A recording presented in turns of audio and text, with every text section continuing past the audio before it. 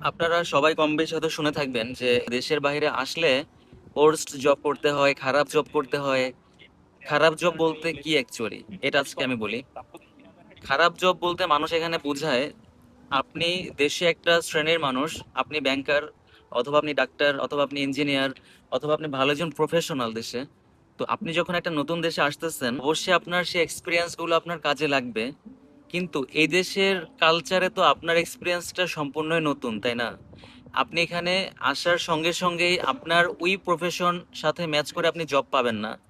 এই কারণে সবচেয়ে ইজি ভাবে যারা যেটা করে আপনার বাইরে আসার পরে, সে রেস্টুরেন্টে অ্যাপ্লাই করে। নর্মাল যে জবগুলো আছে, রেস্টুরেন্টের cleaning, dish washer cleaning, waiter, stadium cleaning, event management, এইসব আপনার লো ক্যাটাগরির জবগুলো সে করে। আর এটাকেই বলে ফোর্সড জব। আমার কাছে যে কোনো জবই আপনার সম্মানের, হোক সেটা আপনি দিনমজুরি করেন, হোক সেটা আপনি রিক্সা চালান, হোক সেটা আপনি কারো বাসায় আপনার কাজ করেন।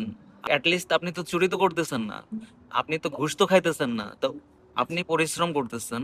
মানুষ কি বলতেছে সেটা দেখার মতো আপনার সময় নাই। সেটা আপনার ভাবতে হবে না যে মানুষ কি ভাবতেছে।